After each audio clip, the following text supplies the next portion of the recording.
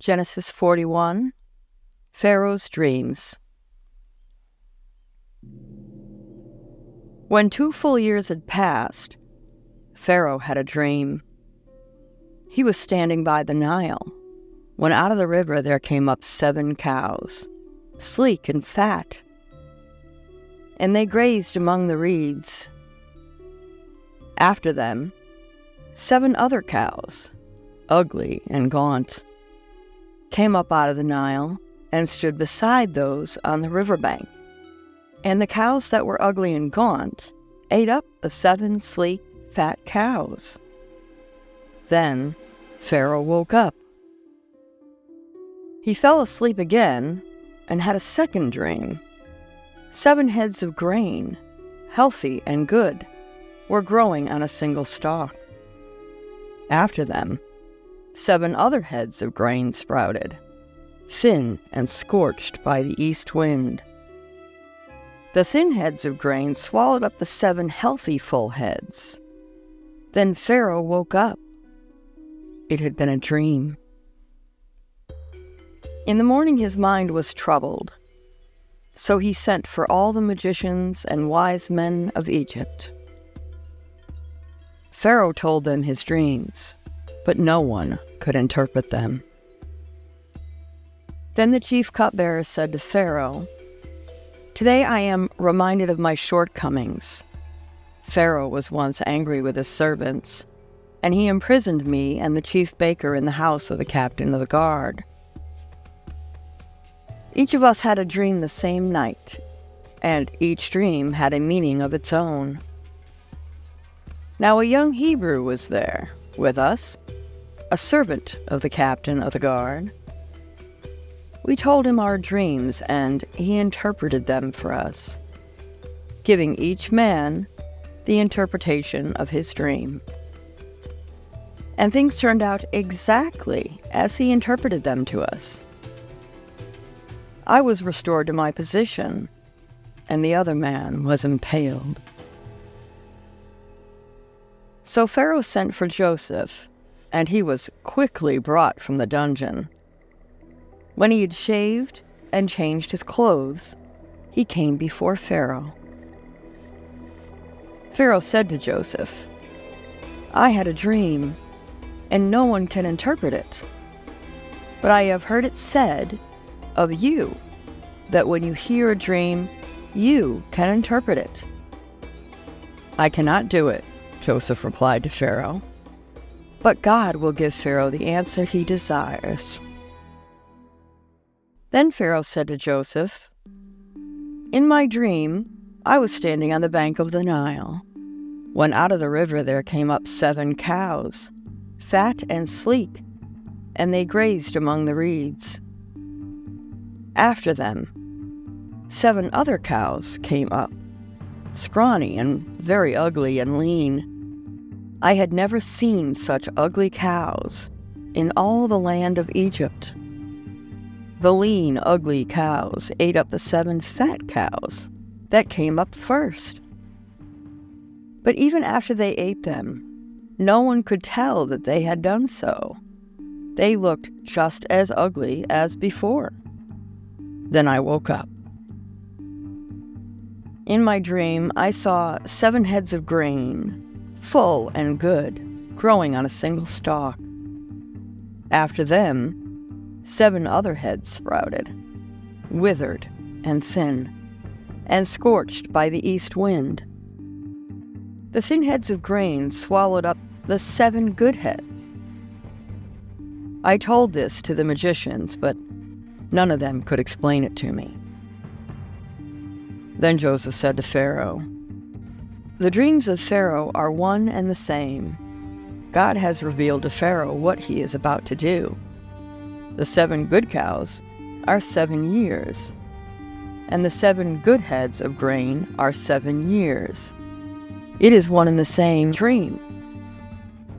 The 7 lean, ugly cows that came up afterward are 7 years, and so are the 7 worthless heads of grain scorched by the east wind. They are 7 years of famine. It is just as I said to Pharaoh. God has shown Pharaoh what he is about to do. 7 years of great abundance are coming throughout the land of Egypt, but 7 years of famine will follow them. Then all the abundance in Egypt will be forgotten, and the famine will ravage the land. The abundance in the land will not be remembered, because the famine that follows it will be so severe. The reason the dream was given to Pharaoh in 2 forms is that the matter has been firmly decided by God, and God will do it soon. And now let Pharaoh look for a discerning and wise man, and put him in charge of the land of Egypt. Let Pharaoh appoint commissioners over the land, to take 1/5 of the harvest of Egypt during the 7 years of abundance. They should collect all the food of these good years that are coming, and store up the grain under the authority of Pharaoh, to be kept in the cities for food. This food should be held in reserve for the country, to be used during the 7 years of famine that will come upon Egypt, so that the country may not be ruined by the famine. The plan seemed good to Pharaoh and to all his officials. So Pharaoh asked them, "Can we find anyone like this man, one in whom is the Spirit of God?" Then Pharaoh said to Joseph, "Since God has made all this known to you, there is no one so discerning and wise as you. You shall be in charge of my palace, and all my people are to submit to your orders. Only with respect to the throne will I be greater than you." So Pharaoh said to Joseph, "I hereby put you in charge of the whole land of Egypt." Then Pharaoh took his signet ring from his finger and put it on Joseph's finger. He dressed him in robes of fine linen and put a gold chain around his neck. He had him ride in a chariot as his second in command. And people shouted before him, "Make way!" Thus he put them in charge of the whole land of Egypt. Then Pharaoh said to Joseph, "I am Pharaoh, but without your word, no one will lift hand or foot in all Egypt." Pharaoh gave Joseph the name Zaphanath-Paneah, and gave him Asenath, daughter of Potipharah, priest of On, to be his wife. And Joseph went throughout the land of Egypt. Joseph was 30 years old when he entered the service of Pharaoh, king of Egypt.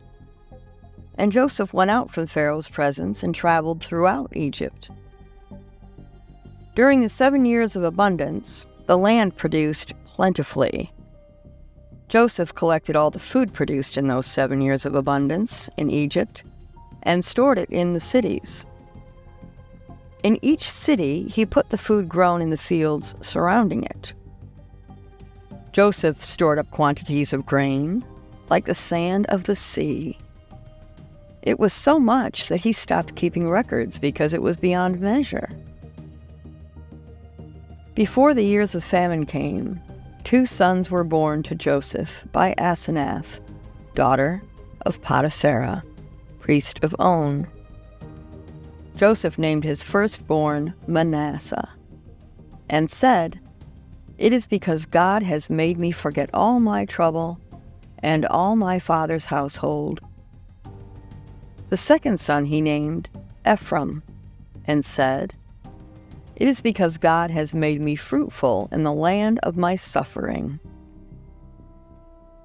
The 7 years of abundance in Egypt came to an end, and the 7 years of famine began, just as Joseph had said.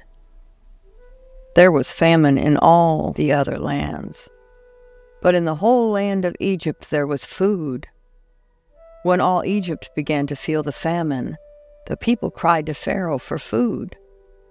Then Pharaoh told all the Egyptians, Go to Joseph and do what he tells you." When the famine had spread over the whole country, Joseph opened all the storehouses and sold grain to the Egyptians, for the famine was severe throughout Egypt. And all the world came to Egypt to buy grain from Joseph, because the famine was severe everywhere.